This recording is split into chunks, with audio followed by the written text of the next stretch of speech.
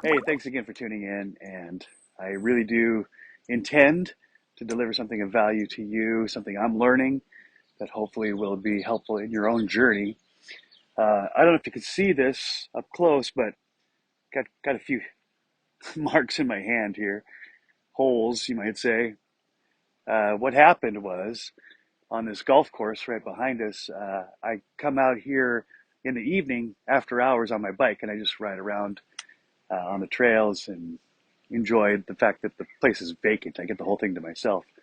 And usually the sun's setting. It's a fun time. You can hear the birds chirping, and usually come across some bunnies out on the trail or whatever. And there's this one place where there's a ravine that often has gathered quite a few golf balls throughout the day because the golfers miss their shot. And so I often just get off my bike and I climb down into the ravine and see how many golf balls I can rescue. So the other night, got off my bike, and as I got to the edge of the ravine, I started to slowly go down over the precipice, and I started to lose my footing. And there was a post in the ground right near me. And I thought, oh, that's like instinctively, that's fortunate. So I reached up and I grabbed the post. So all my weight now is hanging on this hand, and I could feel the pain immediately.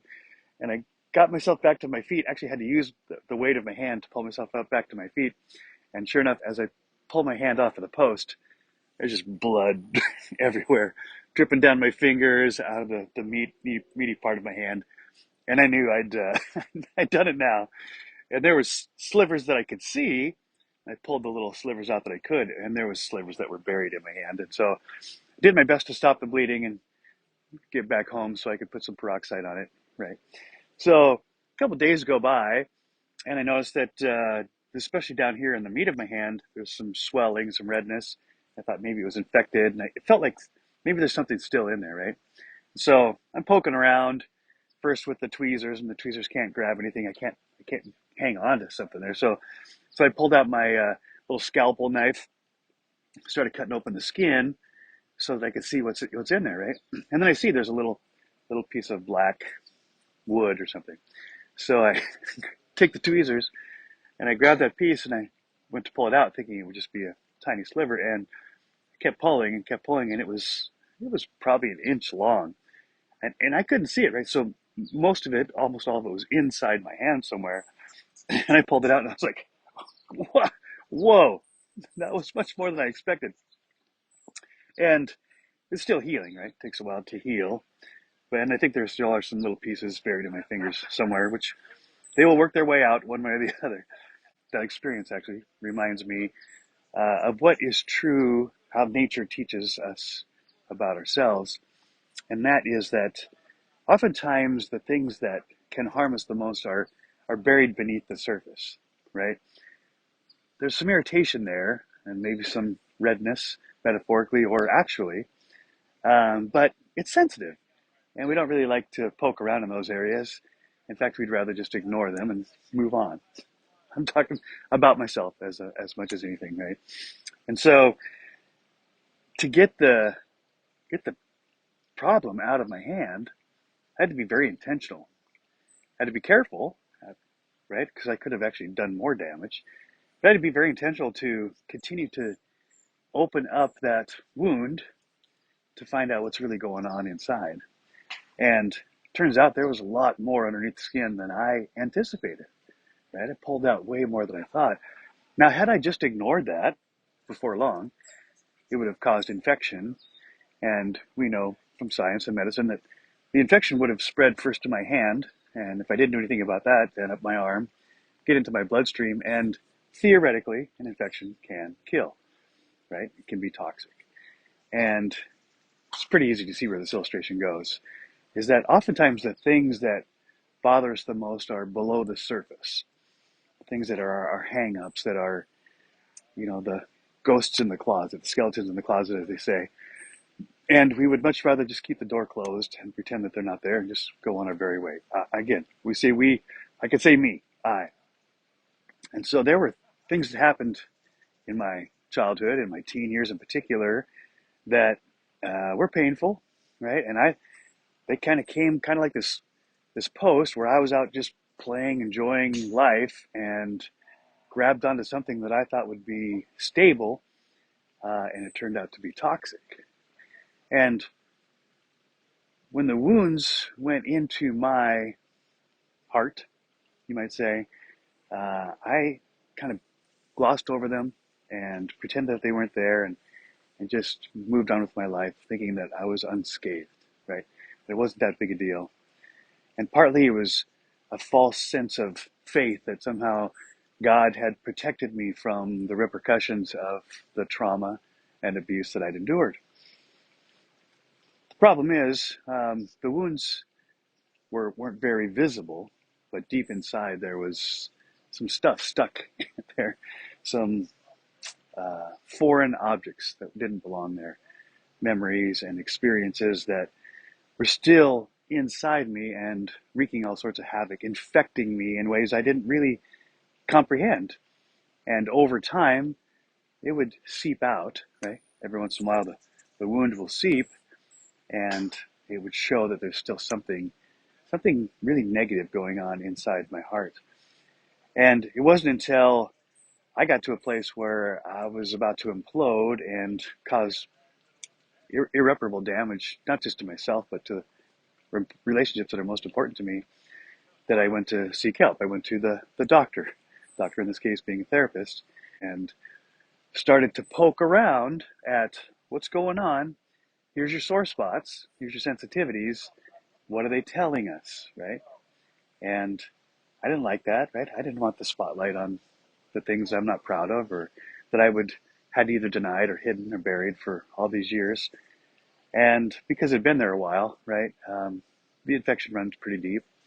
And so they had to open me up with my permission, right, to find out what's buried under there. And it turns out it wasn't just a little sliver after all, but a log, right? A log had to be carefully pulled out of my heart in order for me to heal. And of course, the healing process isn't instantaneous. I got the sliver out of my hand, and it's still healing up. And there may end up being a scar there. May end up being a scar. But the scar will remind me, as all of my scars do, and I've mentioned this before, of what I've overcome, of what I've experienced, positive and negative, and how I've moved on. I've incorporated that into my life. It's part of my story. I can almost brag about it, right? Now here I am telling the story just less than a week after I impaled myself in my hand. But I love this reminder. And I think truth often comes this way, right? The truth isn't something that we never thought of before or was out there somewhere and we discovered it. Truth often is a reminder, a revelation of what we have known to be true all along. We either just weren't looking for or didn't want to see it, right? Because we weren't sure what the implications might be. But as my wounds got dressed and love poured into it and the salve, and I was helped to understand that now my responsibility is to do what I can do to heal and to grow and to become healthy. That no, I didn't cause the damage that happened to me all those years ago, but I was perpetuating the infection by not addressing it. And this isn't a guilt trip, right? This is just a revelation that we have the responsibility, not for the wounds that were inflicted upon us, but what do we do with them, right? Do we go seek help, get the help that we need to address them, and so that they don't fester and infect our whole system, and then by extension those that we are part of, the system that we are a part of? Or do we just pretend that they're not there and keep them buried and keep them hidden so nobody will know? It's been said, and I think I've shared this before, that we're only as sick as our secrets, or perhaps a better way to say that, we are as sick as our secrets. I think there's something very powerful about that I have experienced myself, is that once I exposed my wounds, which made me feel very vulnerable, of course, right? There's part of me that wondered, well, will people like me or love me once they realize that I'm damaged goods? I felt like somehow I was less valuable as a result. And these are the voices inside my head, right? Come to find out, when my wounds were exposed and people saw the trauma that really was going on down deep, they're actually drawn to me, not away from me, not repulsed by me. And actually, those who may have been repulsed by that, they perhaps aren't the peeps for me anyway, right? It's those who know and care. Something to think about. So at the golf course where I impaled myself, there's a man named Nathan who works behind the desk. And I usually chat with Nathan before or after a round of golf and just kind of chat with him, share some ideas or illustrations that have been bounced around in my head. Because for whatever reason, the golf course is a great meditation for me. I'll get to about hole 8 or 9 and just feel like these downloads from heaven are coming through my heart, and I'll think of something or an illustration or some words that I never thought of before, and I'll share them with Nathan, who's very receptive to that. And something I shared with Nathan a couple of weeks ago, apparently it was the right time and the right delivery and the right message. And I wasn't aware of this when I walked into the conversation, but he starts to tear up and to tell me that his relationship with his mother has been broken, like severed for some years now. He never expected, didn't see that coming, and you could see the pain on his face and in his heart that he was no longer in contact with his mom. And whatever I shared with him that day, he actually took it and used it as a framework to handwrite a letter to his mom.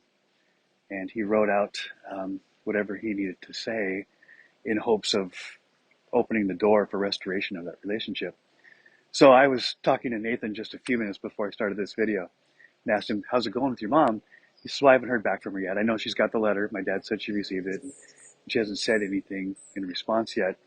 And then I showed Nathan my wound in my hand. I said, so what I'm hearing, and the way I'm hearing it, because of my own experience, right, is that for several years now, you've had a sliver, a pretty deep sliver, in your relationship between your mom, and it's been buried. No one's talked about it, right? In fact, no one's talked even to each other. Yeah. And I said, and so what you have done is you've taken the first step of exposing that sliver and pulling it out of that relationship. But because there's two of you, right, then she has her own choices. What's her response? What's her ability to respond to your gestures of kindness and grace? And I said, so like my hand, it hasn't healed yet, but had you left that unattended, certainly it's not going to heal that way. It's not going to get any better, right? So you're in the process of healing, and you're addressing both with awareness and taking action to create a new possibility. And I told him as well, as I tell myself often, that effort is our part. Effort is what we can do. Outcomes are not, right? We can only control what is within us, in our mind and our heart and our body.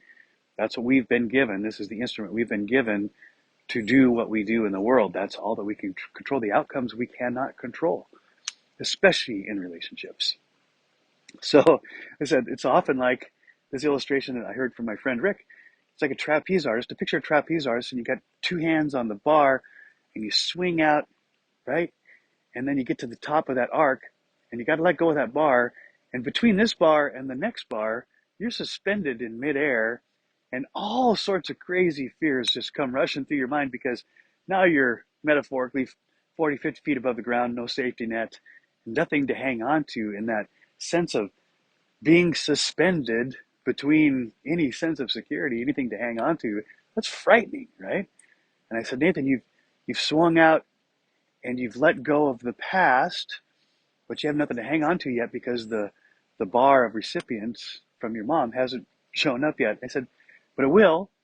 Now, it may not come from her. It might come from someone else. It might come from your God, right? From Creator. But it will. So you've done your effort, and the outcome is now out of your hands. Out of your hands. But keep your hands open because the other bar's coming. Don't know when or where from, but you want to hang on to it, right? And then swing into that next expanse. Is that always fun? No, it can be, right? And I think the more that we do it, the more we realize not only is it healthy, but it's actually a so much better way to live. So let me just throw this out to you. I'm sure you've picked it up already, right? That there are slivers along the way. Slivers that maybe because of a choice you've made, or maybe because of something somebody else has done to you, but letting them be buried and fester inside of you, I can tell you from my own experience, will not serve you or anyone well. So I encourage you, I share my courage with you, encourage. I wrap my courage around you to say, take some steps towards awareness and exposing what has been buried. You know what it is, right? You may have been in denial for a long time, as I was, but you know, down deep, what are the things that need some attention? And give your attention to them. Pay attention, right? Give your attention to them and invite others into that conversation who you can trust that they know how to help. Either they've been through it before or they've been trained to help others who are suffering that way. And go through whatever process is required to pull the slivers out of your heart and your mind so that it doesn't continue to infect your life and your relationships. And in the process, trust, even though you can't control the outcomes, trust not just the process, but the processor who loves you unconditionally and wants you to have an abundant life.